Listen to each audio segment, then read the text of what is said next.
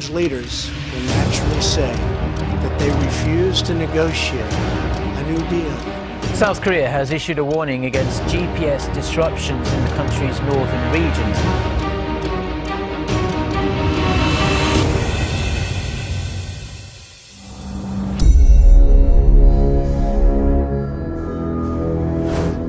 Isa na namang mainit na balita mga kapatid kung saan papatawan ng Amerika ng mas matinding parusa ang Iran dahil sa ginawa nitong pagbibigay ng suporta sa mga militanteng grupo sa Middle East at sa pagpapalago ng nuclear program nito.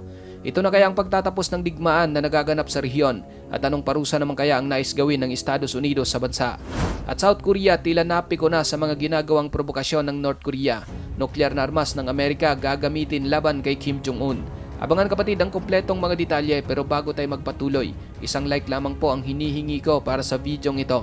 Malaking bagay na po yan bilang suporta sa ating bawat ina-upload. Back to the video.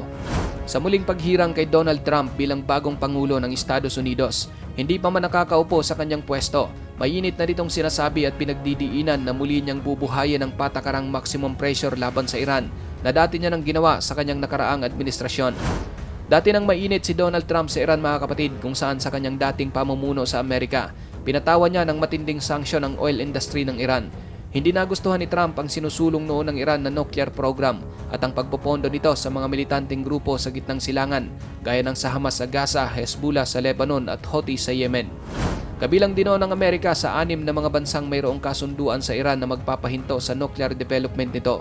Ngunit nag-withdraw ang US sa utos ni Donald Trump dahil hindi raw sinusunod ng Iran ang naturang kasunduan at iniutos na paslangin si Qasem Soleimani, ang nooy pinuno ng Islamic Revolutionary Guard Corps ng Iran. Ang matinding pressure na dinanas noon ng Iran sa kamay ni Trump ay naibsan nang maupo sa pwesto si Joe Biden kung saan niluwagan nito ang mga sanksyon at nagsikap na muling makipag-ugnayan o muling makipagkasundo sa Iran. Ngunit ngayong nasa pwesto na naman ang dating Pangulo, nilayo nitong i-renew ang dati nitong estratehiyang gipitin ang oil industry ng Iran. Base naman sa isang dating opisyal ng White House, hindi malinaw kung hanggang saan aabot ang parusang ibibigay ni Trump sa Iran. Ngunit aasahan na talagang muli niya itong gigipitin, hindi lang sa industriya kundi maging sa diplomatiko at pinansyal. Papahinain ng dati at bagong Pangulong Donald Trump ang ekonomiya ng Iran upang hindi na ito makapagpondo sa mga militanteng grupo.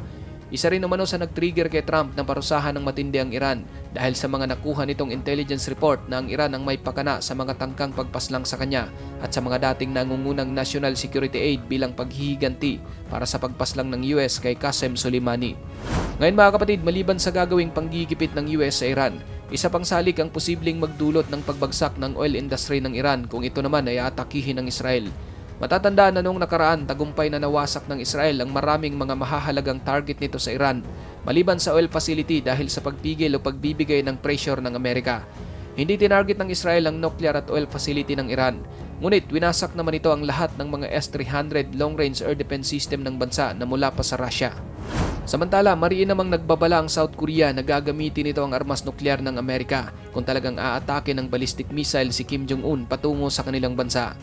Noon lang nakaraang Biyernes at Sabado mga kapatid, nagsagawa ng GPS jamming attack ang North Korea sa South Korea kung saan naantala nito o labis na nagkaroon ng epekto sa maraming mga barko at mga civilian aircraft ng bansa. Ayon sa militar ng South Korea, maraming mga barko at dose-dosenang mga civilian aircraft ang naantala ang mga operasyon dahil sa GPS jamming ng North. Agad namang binigyan ng babala ng militar ng South Korea ang mga barko at eroplano na nag-ooperate sa West na magdoble ingat dahil sa ginawang pangjajam ng North Korea sa kanilang mga GPS. Binalaan din ito ang North Korea na mananagot sa kanilang mga aksyon at nananawagang itigil na ang kanilang mga pinaggagawa.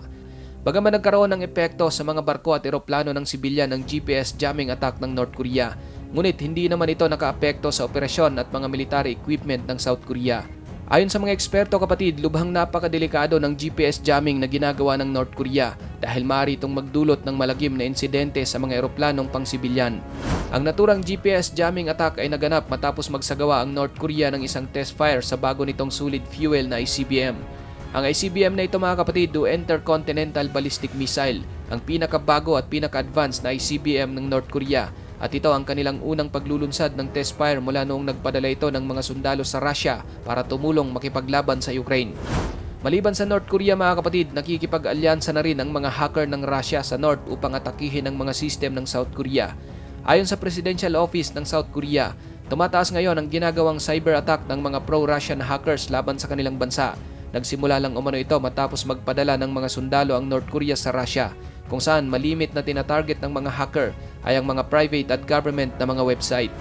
Noong Biyernes, naglunsad din ang South Korea ng isang pagsubok sa kanilang sariling gawa na ballistic missile upang ipakita naman na handang tumugon ang kanilang puwersa sa anumang gagawing provokasyon ng North Korea. Inilunsad ng South Korea sa kanlurang karagatan ng isang surface-to-surface short-range missile na tinawag nilang Yunmu-3. Ang missile na ito, kapatid, ang pinaka-advanced at pinakamalakas na solid fuel ICBM ng bansa. Ayon sa Pangulo ng South Korea, handa umano ang kanilang bansa at ang Amerika na tumugon kung talagang maglulunsad ang North Korea ng isang nuclear na armas. Hindi raw siya aasa sa kanilang sariling mga sandata, kundi gagamitin nila ang nuclear weapon ng Amerika para gantihan ang North Korea. Kung aatake raw si Kim Jong-un ng nuclear na armas, hindi gagamit ang South Korea ng mga fighter jet at bombers, kundi gaganti raw sila gamit ang mga ballistic missile. Sisikapin naman ng South Korea na mas mapahusay pa ang kanilang kakayahang umatake sa mga mahahalagang target sa North Korea at intercept ang mga paparating nito ng mga missile. Ikaw, kapatid, ano ang masasabi mo sa videong ito? Para sa iyong opinion, i-comment mo na yan sa ating comment section sa ibaba. At kung nagustuhan mo naman ang videong ito, paiwan naman ako ng like at pasubscribe na rin sa ating munting channel. Maraming salamat sa panonood hanggang sa susunod na naman nating upload. Peace out!